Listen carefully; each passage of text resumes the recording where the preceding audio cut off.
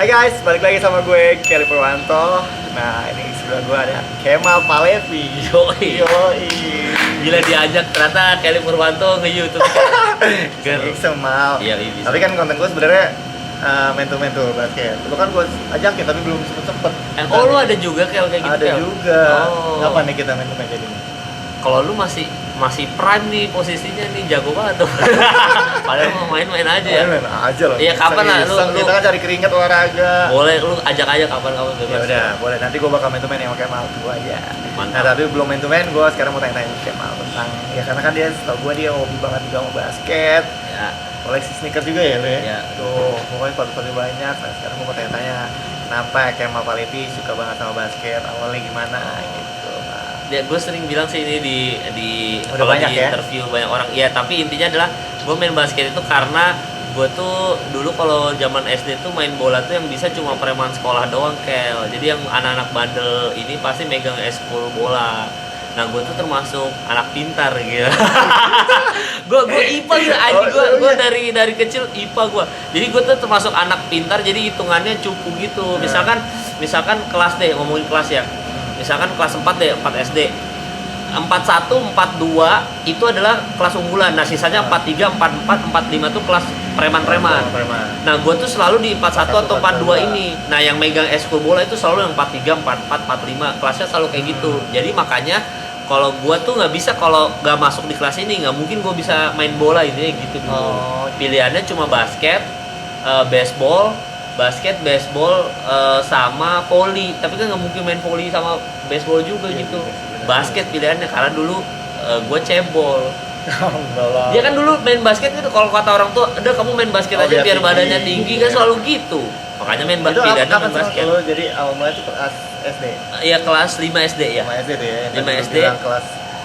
Kelas segini tuh dibagi karena ini yang bola, lo yang Ya, pinternya lebih ke basket. lebih main basket aja karena main basket peminatnya dulu jarang. Gitu. Jadi gue pilih main basket dari kelas 5 SD berarti udah main basket gitu. Nah, terus pasti kan lo dari situ lo ngidolakan lah main NBA. Ya. Siapa sih idola basket lo?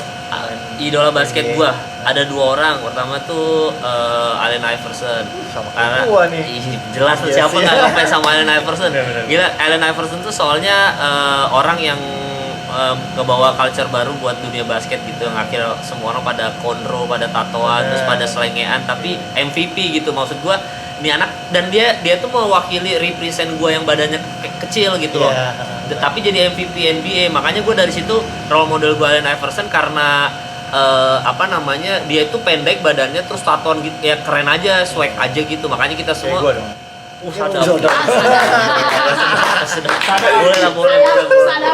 boleh ya, kan sama kayak gitu kan. Maksudnya akhirnya semua pemain NBA sekarang tatoan semuanya.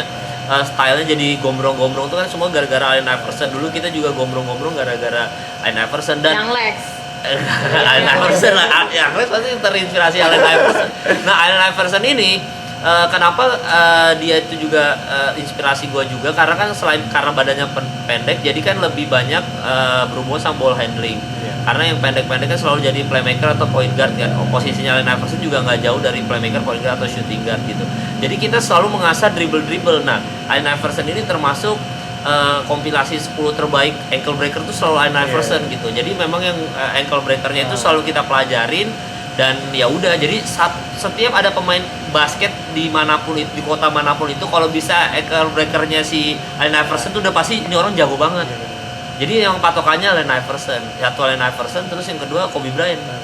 Iya, pasti Kobe Bryant sih, karena Kobe Bryant ini versi juaranya lah, yang nggak selengean, yang lebih disiplin, yang kalau pelatih tuh kita lebih baik niru Kobe Bryant daripada Allen Iverson kan. Kalau pelatih kan kita kan zaman dulu kalau dribble kebanyakan dilempar gelas lah. Kalau udah lu passing aja. Jadi kan dulu setiap latihan nggak boleh dribble banyak, jadi passing udah ring lah, passing. Jadi itu mengurangi kita nonton N1 basket sama Allen Iverson sebenarnya dulu gitu. Jadi dua itu sih, Kel. Allen Iverson sama Kobe, karena Kobe kan era gua banget kan, besar Kobe Bryant banget gitu. Jadi memang Kobe itu karismanya itu yang keren sih, aura superstarnya, karismatiknya itu loh, maksudnya kalau kita lihat Kobe Bryant di lapangan itu tuh rasanya pengen banget nonton dia main dari kuarter 1 sampai kuarter 4 tuh gimana sih Kobe Bryant itu main basket gitu. Itu yang bener-bener dia tuh gimana sih dia megang bolanya, pergerakannya itu tuh enak aja dilihat, disiplinnya dia bisa ditiru banget. Iya, body language-nya itu. Apa kalau zaman Michael Jordan tuh bahasnya motion poetry motion. Jadi gerakan-gerakan di udaranya itu loh. Maksudnya itu kan enak banget. Bang Ali tuh yang ngajarin gua dulu, Bang Ali Budiman tuh yang gerakan-gerakan motionnya itu loh, yang itu tuh kayak kita ngelihat pertunjukan show bener-bener orang main basket. Gimana kayak keren gitu loh, kayak jadi ya penonton juga pasti kayak ya kita kayak ngedangnya tuh nggak sembarangan kan. Makanya kalau gua sebenarnya nggak terlalu suka LeBron, karena LeBron kan kayak tronton, tabrak gitu, jago, tapi secara gerakan gestur ininya tuh yang dribble Allen Iverson gitu kayak itu tuh jarang ada di era sekarang. Steph Curry lah yang sering kayak gitu kan. Tapi ya maksudnya Kobe Bryant sama Allen Iverson sih, gua dua itu sih. Oke, nah gue nggak tahu nih lo ngikutin basket Indonesia apa enggak. Nah kalau dari basket Indonesia sendiri, idola lo siapa sih? Apa lo ada suka pemain? Oh gue suka nih nama tipikal cara mainnya dia. Oh iya, gitu. Kalau pemain basket tuh gua gitu. wah, Ada dong. siap Eli Purwanto MVP. Gue kalau gue pemain basket, gue tuh ada dua. Satu namanya Agustinus Dapar Sigar. Oh iya, Dia gue tuh sempat Satria main juga Muda. bareng sama dia. Iya dulu Agustinus Dapar Sigar itu gue ngefans banget sama Rico Antono, Aspak, Tex Mako. Dulu gue ngefans sama dua orang ini karena dia shooter gitu kan. Iya. Nah gue setiap kali nonton dia main kan, dulu gue kayak yang ngurusin bolanya gitu loh, apa sih bersihkan. Gue dulu anak IM Indonesia Muda. Serius nih? Nah, orang yang ngajarin gue basket Roni Gunawan, Yobel Sondak, gimana ceritanya? Iya kan, yang sering yang sering ngomongin, yang sering kan Roni Gunawan dari Kalimantan Timur juga kan, gue kan dari sana. Nah, Yobel Jadi Sondak asal lu tuh dari Samarinda, gue main basket di sana. Nah, Roni Gunawan tuh asalnya dari sana. Terus si Yobel Sondak ini adalah perwakilan IM Panasonicnya yang besarnya. Iya. Nah, gue IM cabang sananya. Jadi dia sering datang untuk ngasih drill gitu aja, lah coaching klinik lah. Jadi gue waktu itu kebagian jadi kayak yang bersihin bola tuh, yang ngasih bola kan, gitu-gitunya tuh. Gue kebagian kayak gitu. Nah, gue waktu itu nonton Satria Muda sama Aspak ini. Dulu Aspak Tex Mako masih namanya. Itu kan. di mana tuh lo nonton itu? Waktu itu lagi bergulir ke sana, ke Samarinda, ke Kalimantan Timur ya. Jadi Hostnya langsung. Wulan Guritno, inget banget gua. Masih Nuvo Marlon Adiranga anjing. Bang Marlon masih ngedang-ngedang. Maksudnya masih Nuvo gitu. Pertama gitu kan. Nah, jadi si Agustin Dapar Sigar nih gue suka lihat karena dia cepet terus dia catch and shoot gitu kan. Jadi kayak nge-shootnya kan cukup unik gitu. Dan kalau gue lihat juga dia perimeternya jauh juga tuh nembaknya. Iya, dan dia salah satu shooter jagonya SM juga tuh zaman dulu tuh, sama Rico Antono. Itu posisi gua main juga gitu loh, yang gua harus dengan bola terus gua harus nembak. Makanya gua ngefans sama dua ini karena itu sih. Justru gue yang udah Mario Usang, yang udah kesini gue nggak terlalu suka gaya mainnya, walaupun jago ya Bang Mario. Cuma gue kalau Rico sama ini entah kenapa ada style sendiri aja mereka gitu. Rico Antono Rico sih gue lebih lihat kayak simple basket aja dia. Iya. Dapat ini nggak terlalu banyak ini juga nih. Nah, tapi kan nih beda tipe nih dari idola, dari idola lu di NBA sama idola lu di Indonesia nih beda tipe. Nah, ya. kalau Rico Antono karena dia kontrolnya itu kayak maksudnya karena Allen Iverson kurus putih gitu kan, kurus ceking, dan gue dulu begitu, masa kurus ceking, jadi kayak ngeliat Rico Antono anjing dia role model gue. Lu nggak mungkin dong ngefans sama Bang Loli, ini badannya gede banget, masa sama Bang Marlon Adiranga sama Welly Sitomora kan nggak mungkin ngefans sama Bang Welly gitu. Maksudnya kan badannya gede-gede, Amin Prihantono badan tuh besar semua. Bang Inal aja walaupun pendek botak gitu tapi kan koker gitu kan, jadi kayak bukan role model aja. Nah si Agustinus Dapar Sigar sama Rico Antono kan yang kurus banget, emang ototnya tuh nggak terlalu banyak bicep karena buat shooter kan. Jadi memang seneng aja ngeliatnya, gila keren nih orang gitu. Dulu Bang Faisal aja kan koker juga tuh, yang kurus justru Wenda kan. Betul. Jadi Bang Faisal aja kan kayak keren pack gitu, jadi nggak mungkin tuh Bang Inal, nggak mungkin. Ya Bang Ali kadang-kadang masih nonton juga, Cokor Daraka juga kan, nggak gede juga badannya, nggak mungkin ngefans sama itu. Terus siapa lagi dulu tuh Bang Cokor Daraka sama yang kita main waktu di Polim yang acara PLN tuh siapa tuh? Siapa Kel? Lupa gue Kel. Si yang main sama kita Bang Romi Chandra. Nah iya kan maksudnya gede kan. Gede. Nah maksudnya ya jadi role model gue karena Rico ini Rico Antono sama Agustinus Dapersiga karena kurusnya itu nggak terlalu besar ya.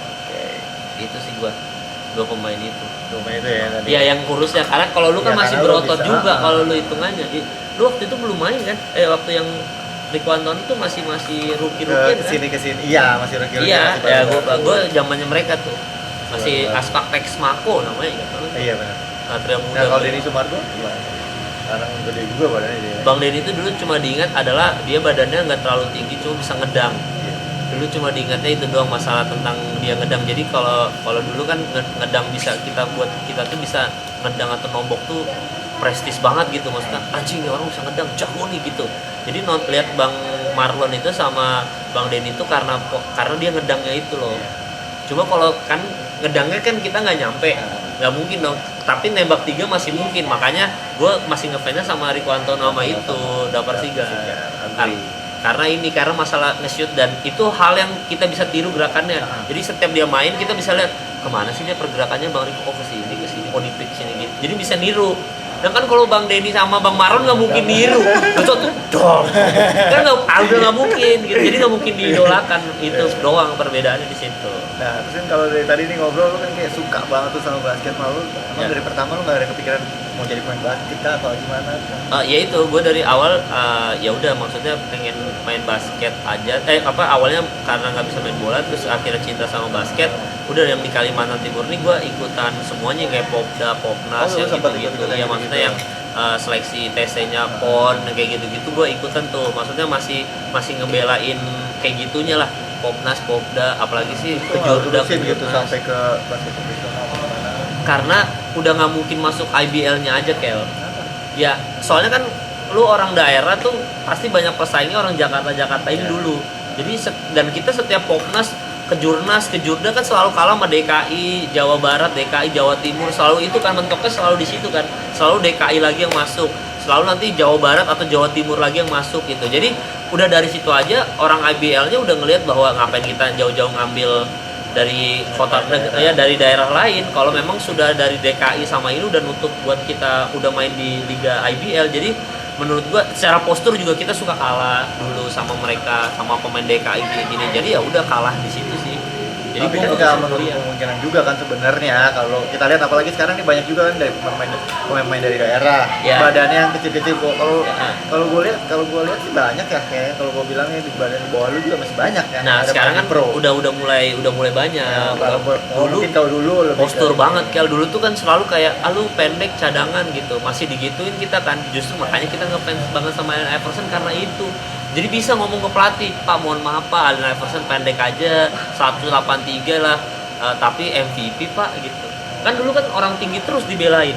Seolah-olah kayak basket tuh cabang olahraga pemain tinggi semua gitu. Nah, makanya gue seneng sama NBA zaman sekarang karena apa? Karena sekarang culture-nya berubah. Kalau dulu sistemnya big man, Hakim Olajuwon, David Robinson kayak gitu-gitu kan sekarang jatuhnya lebih ke center aja nembak 3. Yeah. Jadi itu justru membuka peluang lebih banyak untuk pemain pendek masuk ke liga profesional. Karena butuh shooter gitu loh. Itu sih beda sama dulu deh. Dulu kan masih fundamental basic yang lu badannya tinggi udah pasti jago lu.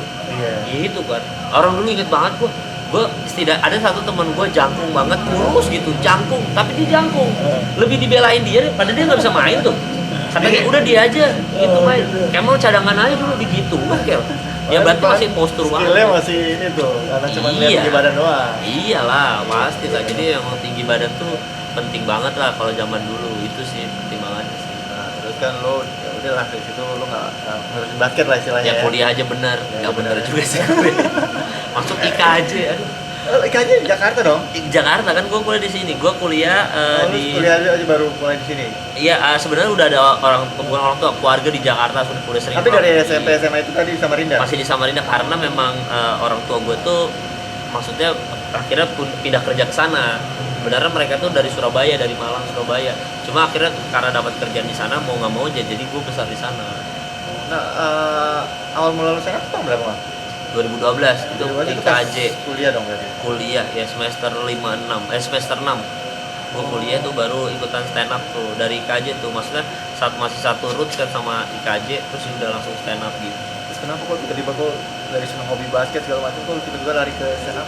Karena waktu itu gue lagi semester 6 itu kayak ujian kenaikan semester. Di situ tuh ada kelas monolog gitu. Monolog tuh kayak lu acting sendirian di atas panggung. Disuruh ngapalin 9 lembar. Nama naskahnya kucing hitam, ingat banget gua. 9 lembar lu, dan itu lu harus acting sendirian di atas panggung, monolog, ujian monolog, dan 9-9-nya nggak boleh salah. Nah, waktu itu booming stand up comedy, jadi ada tempat di mana gue bisa ngebadanin untuk terbiasa ditonton orang sendirian di atas panggung.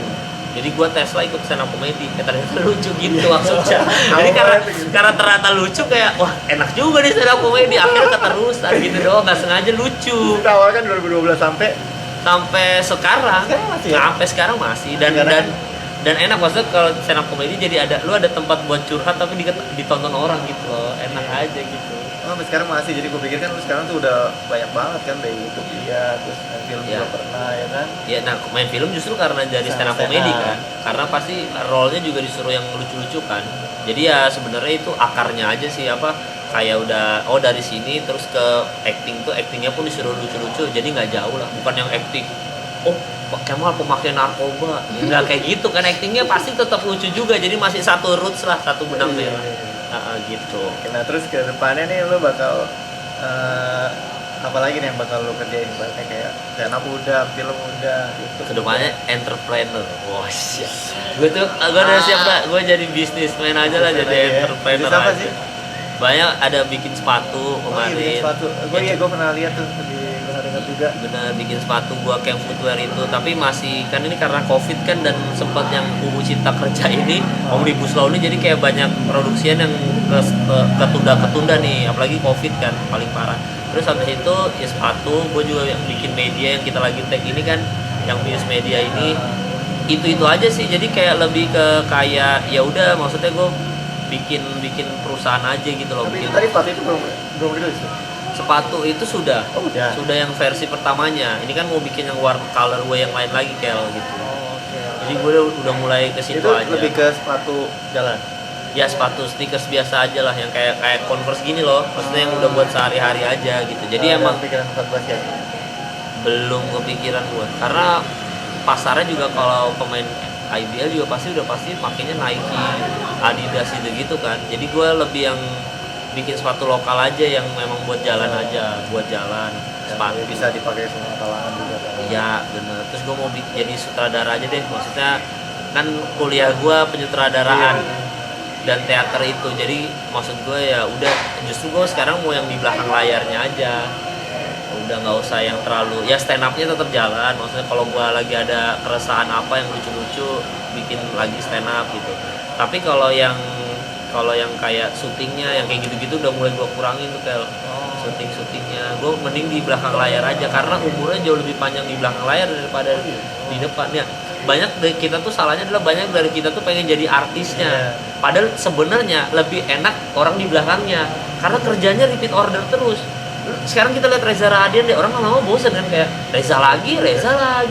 Semua film sekarang ada Reza Radian, semua orang komen nggak ada aktor lain selain Reza, ada umurnya Kel. Tapi kalau sutradara kayak Joko Anwar, Mas Hanung Bramantio, Riri Riza, Mira Lesmana, mau dia sampai kapanpun bikin film nggak ada orang Hanung Bramantio lagi sama ya, nggak mungkin dong. Jadi maksud gue sebenarnya lebih panjang nafasnya ketika lu kerjanya di belakang layar ketimbang lu di depan layar. Misalnya kayak lu sekarang ternyata lu mau ada saham di Panasia Bandung ya kan gitu. Nah, maksudnya lebih enak kayak gitu kan. Kayak Michael Jordan kan beli Charlotte gitu ya, Charlotte Hornets, terus habis itu dia punya sepatu aja. Ya udah, dia nggak usah harus ada di depan lagi. Dia udah hidup tua dengan brand sepatunya dia, dan dia sebagai ownernya, salah satu pemilik Charlotte Hornets kan. Maksudnya kayak gitu udah lebih baik kayak gitu. Nggak capek juga kan ya? Iya, ketimbang di depan layar terus loh gitu, ada umurnya gitu. Betul. Kecuali Om Matius Mucus. Ya kan, Matius Mucus ada artis ya, masa nggak tahu? Ada lah, nanti lu carilah, netizen masih tahu Om Matius Mucus yang jadi bapaknya Sherina di Petualangan Sherina. Oh, dia sampai sekarang masih. Nah, maksudnya itu sampai sekarang masih, karena dari awal kemunculan dia karakternya udah bapak-bapak. Kalau yang selalu karakternya bapak-bapak itu pasti long lasting tuh. Tapi kalau lu awal kemunculan di film adalah sosok utama seperti Dian Sastronya apa segala macam, ya udah lu akan selalu di situ. Misalkan kita sekarang Dian Sastro kan udah tua nih. Misalkan Mbak Dian jadi ibu-ibu, kita kan aneh gitu ya. Maksudnya misalkan anaknya Zara JKT48 ya, dia anak, Dian Sastro jadi ibunya. Kan kita jadi aneh, Dian Sastro jadi ibu-ibu karakternya aneh. Karena dari awal nge-build-nya dia anak muda gitu. Nah makanya kalau Dian Sastro lebih baik jadi sutradara, jadi produser. Sekarang kan udah mulai tuh dia masuk Dian ke, Sastro sekarang udah sutradara sempat juga. bikin kok guru-guru gokil apa gitu, filmnya ada di Netflix juga tuh gitu. Jadi emang itu sisanya gue masa tua gue itu aja deh di belakang layar Ya udah. gitu. Ya udah nggak usah lama-lama baik. Nggak usah dong. Iya lah, Nggak dong. lama nanti orang Iya, bosan motor, wah anjing lama banget, kuotanya nggak cukup kan. Ya, ada. Oh ya tapi kan pokoknya intinya sampai kan lu sampai sekarang tapi lu masih main basket kan? Masih main basket karena yang penting biar nggak asam urat, biar nggak encok, biar olahraga terus aja. Iya benar Gitu. ya udah jadi jangan lupa nanti tantangan gua. Oh iya, one on one. Itu main sama gua. Aduh, kayak itu main sama Kemal itu. Lu sama Bang Denny menang siapa waktu one on Masih one? sama-sama tuh. Oh. Masih seri. Ya udah, berarti bisa lah, berarti lawan masih bisa lah. Mantap tuh tinggal diatur waktu ya nanti. Ya, Ya udah ya, siap. pokoknya sampai di sini video gue. Yap. Jangan lupa di subscribe di channel gue juga, ada YouTube Kemal juga ya kan? Oh. Siap ya, subscribe aja. Ini tuh subscribe. Ya. Thank you, Kevin Thank you udah nonton. God bless you all.